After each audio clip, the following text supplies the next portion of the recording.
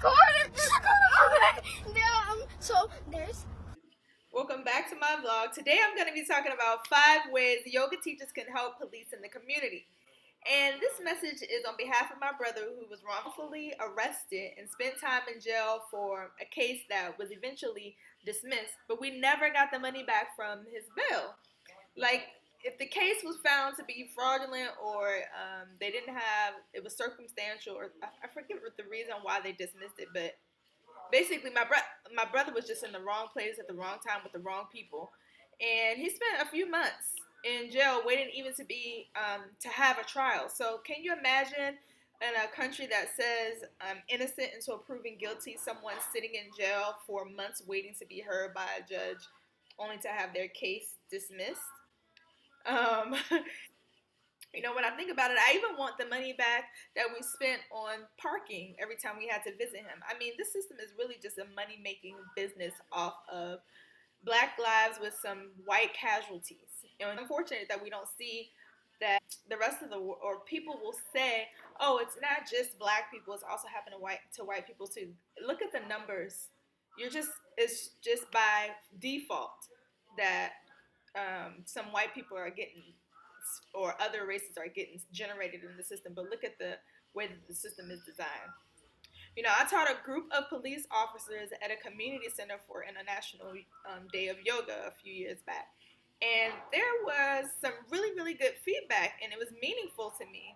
And the things they said things like they need more of this, and how can they get this at their place of work, where desks, some of them worked back office, or I guess that's what you call it. That's what we called it in the military. So they're really, really excited about having it in their workplace. And I was unable to deliver that request. It's something I really regret to do more of before leaving the States. And so I hope in sharing this with you, maybe you'll pick up my mantle and carry it off of me. We're all in this together. So being a yoga teacher is not just about the money that you make behind it. It's about the light you get to be in those dark places. And the universe finds this very nice way of making sure it pays you for your work. So you don't have to focus on how am I going to pay my rent, how am I going to travel, how am I going to make money. It's like the universe has created this safe haven for us to do the work that we need to do without worrying about. I think that happens actually for a lot of advocates, that they're able to get to do the work that they need to get done because they're working for a higher purpose, and that higher purpose is going to make sure that they have everything they need to accomplish the work or the vision that they have. I want to share some examples with you of where I've been harassed by the police, and as a member of my community even, who this guy driving past in his car while me and my daughter were riding our bikes, he wanted proof that I lived in the community. We have been living there 7 years on a house, but we lived all the way in the back. And when I told him, yeah, I live in the house in the back, nice to meet you, and he said, really? Well, which house? And that's what irritated me, because he didn't just take my, yeah, I live in the community here. No, I want to ride my bike around your community. It's not really. No. I digress. I've had to check a few cops and wannabe cops for their misconduct, and if not for my knowledge or background as a former police officer, I think it would have gotten worse, those situations. So I can only imagine where people are, or what people are going through, who don't know their rights or who fear the police. I can only imagine when they see those lights flashing, or when they even drive past a police car. Even me, as a former police officer, knowing all the policies and all the rules, for my time, what I thought was right, even from me, I get heartbeat, because they don't care about, oh, you former veteran, or you're a veteran, or you're a former police officer. They see this first, which is the whole reason why they sometimes pull this over. There's another purpose, and if you don't pay attention, we'll keep begging the system to work for us, when in actuality we should create our own system, police our own. So at one point, after I had this citation, I got a citation for speeding in a 30 in a school, doing 30 in a school zone of 25, I think it was. And my issue was not, speeding in the school zone. I was outside of the school zone, and I had to go and take pictures. And I nicely told the police officer, "Oh no, I'm outside the school zone. Let's walk back and go and see the sign." Then he's like, "No, you can stay in your car. You can argue this in court." And then he wanted me to sign, and it was on this like new computer system that I had never seen. I'm used to getting paper tickets, and he really wanted to have me sign this computer. I was like, "No, I'm not signing." He said, "Well, I'll just take you and get out of the car, and getting all frustrated and upset. And I'm thinking, is all of this necessary? It was after that I was able to go to the courthouse, and I started just monitoring the courtroom for months. Me and another friend. The majority of the courtroom appearances were for senior citizens or people of color, or what they were, all that was in there. And different districts even that I had gone to, all were people of color. It is just really important that a voice of reason be a part of your law enforcement trainings, So if you're a yoga teacher, use your voice, use your, work on your throat chakra, use your voice, your freedom of speech. Make sure that you are expressing yourselves as protesting. And we can't just keep protesting or begging for somebody to come and save us to change things. We have to do it ourselves. So some of the things that you can do, not change yourself, but change from the inside out. See, a lot of us, we're going to the top, to the Congress, to have them change things. But Congress doesn't see what's going on down here in the small little towns. It's us that sees those things, and it's us that has to be the light in those dark places. So we have to be the ones that go in and change the atmosphere of what's going on. So you can speak to police commissioners, you can speak with the training officers, superintendents, supervisors, you can even speak to police officers one-on-one, or law enforcement officers one-on-one as individuals. If you know something, say, "Hey, how are things going at work?"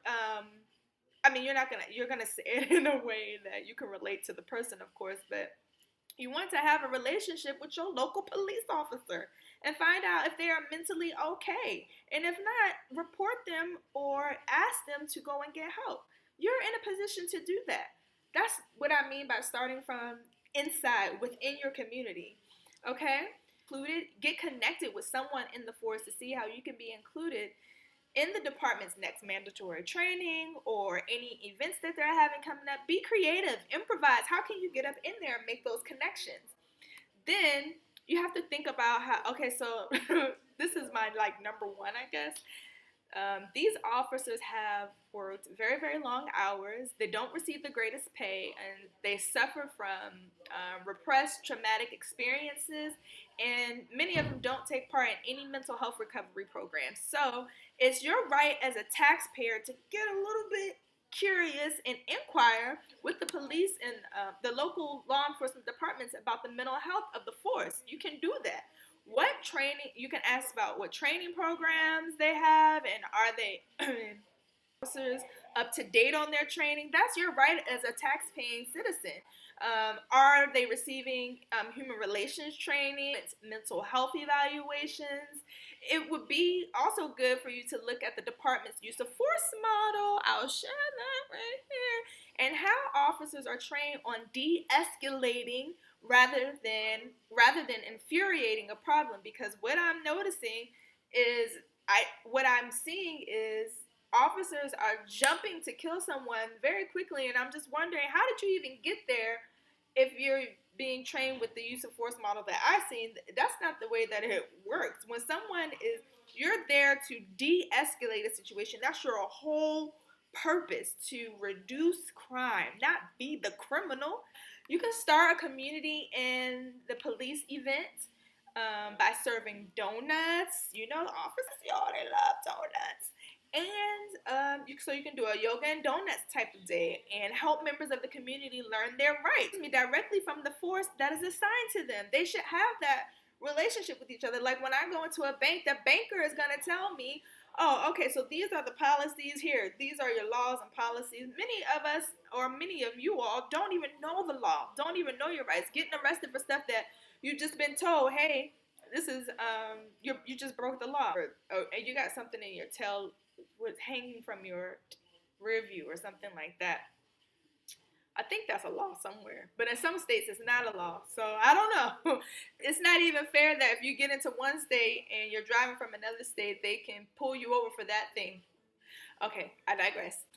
Start inquiring for police public records and reports to raise awareness and caution department if there's any public record of an officer having race issues. This is your opportunity to pull up concerns to have the officer reassigned to a community that is non-minority. It's not like you're asking the police officer to quit or leave his job. Just go serve your own, so that there's no way that there's an opportunity for him to use his daddy issues or his being bullied in school issues on people of color. So get your community involved in monitoring complaints and demand action when an officer has a history of. And the last one, offer yoga, meditation, and therapy for correctional facilities, y'all. Be the light in those dark places. There is a lot of abuse going on, murders, staged suicides, and darkness in the correctional facilities. Go and be the light. And please, if you are a yogi and you know a good police officer, tell them to speak up. Eradicate the bad ones. If you have any experience in getting tied up in the system, please share, not just for your healing, but the healing of others and those who are still hurting from the experience of police encounters or correctional facility abuse.